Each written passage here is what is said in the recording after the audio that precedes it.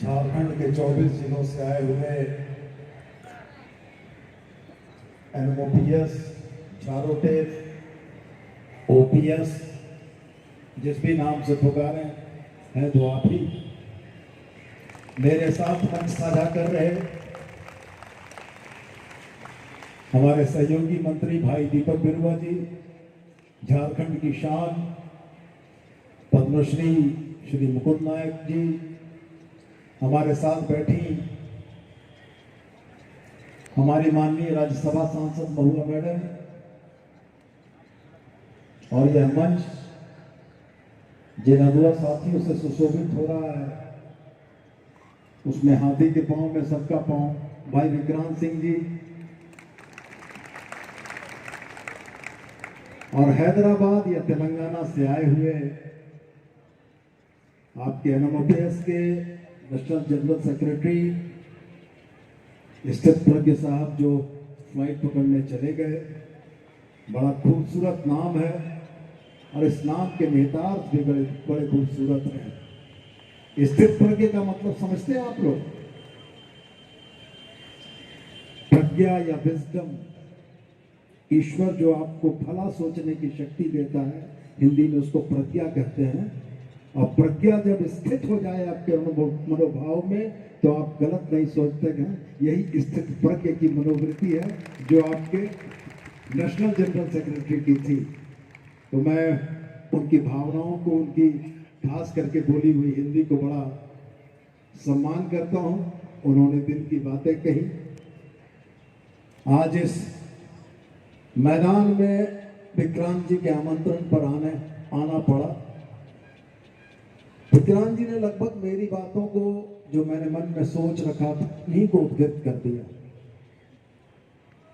मैं यही कहना चाहता था कि हिंदुस्तान के इतिहास में हिंदुस्तान की सरकारों का अन्योन्याश्रय संबंध अगर कर्मचारियों से इस तरह का कहीं है तो हमको आके बता दीजिएगा।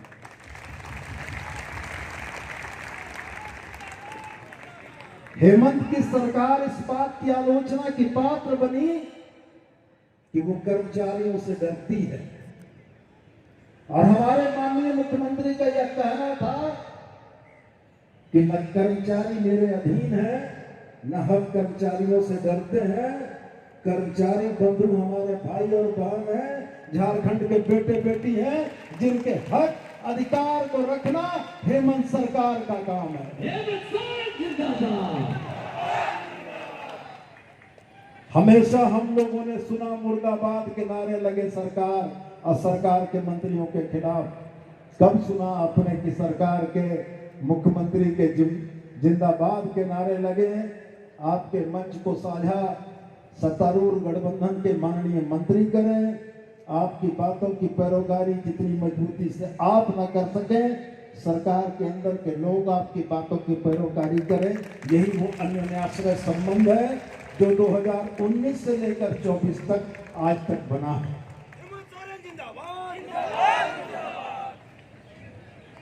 बहुत खूबसूरती के साथ इस संबंध को पिरोकर हमारा आपने खड़ा किया है, मजबूत किया है।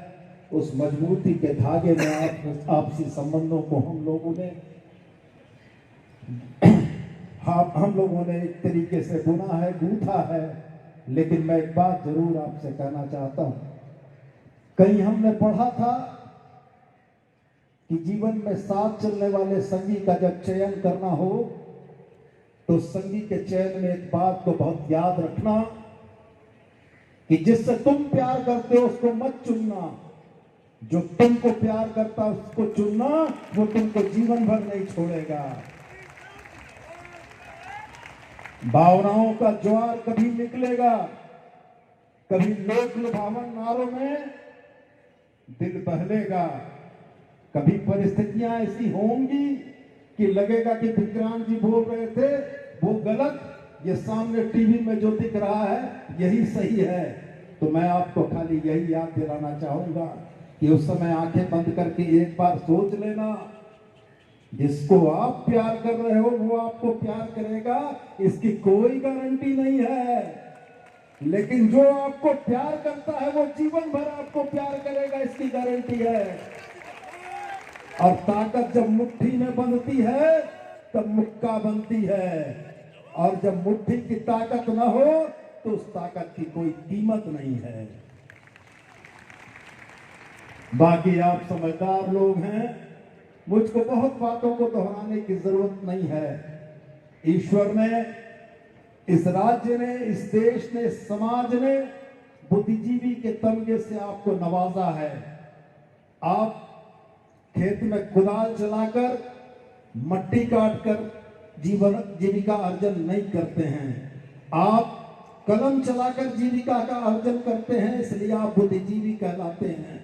और समाज में बुद्धिजीवी की भूमिका 10 से 5 की नौकरी के अलावे समाज के हालात पर, अपने राज्य की बेहतरी पर, अपने लोगों की, अपनी जमात की बेहतरी को देखने की भी है। तो एक कर्मचारी की हैसियत से सुबह ऑफिस जाकर शाम को लौटकर घर में बैठ जाना, ये दायित्वों का निर्वहन नहीं है।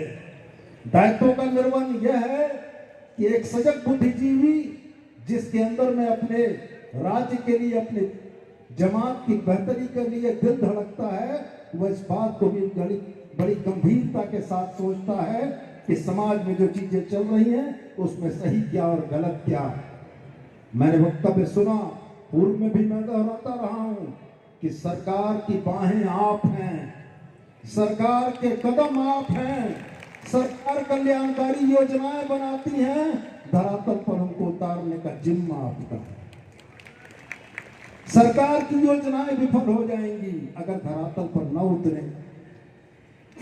इसलिए मैं आपसे यह कहने आया हूं कि इस अन्योन्याश्रय संबंध को, जिसके लगभग 6 साल होने जा रहे हैं, इन 6 वर्षों में इस संबंध की मजबूती इतनी हो जानी चाहिए कि हम आंख मूंद कर यह भरोसा कर लें कि हमारे भाई वहां हैं, और आंख मूंद कर यह भरोसा कर लें कि सूबे की सरकार में बैठे हुए लोग आपके भाई हैं जो आपके हितों का ध्यान रखेंगे। मैं इतनी बात करके थोड़ा सा कम समय देने के लिए क्षमा के साथ आपसे इजाजत लेना चाहूंगा, और मैं पुनः आपकी इस एकता को सलाम करता हूं, आपके अगुआ साथियों के इस विचार को सलाम करता हूं, जिन लोगों ने एकता के सूत्र में आपको पिरोकर पूरे राज्य के सबसे सशक्त और मजबूत कर्मचारी संगठन के तौर पर खड़ा किया है। आपकी यह मजबूती, आपकी यह एकता बनी रहे और हम भी आपके काम आते रहे। जय हिंद, जय झारखंड। बहुत बहुत धन्यवाद।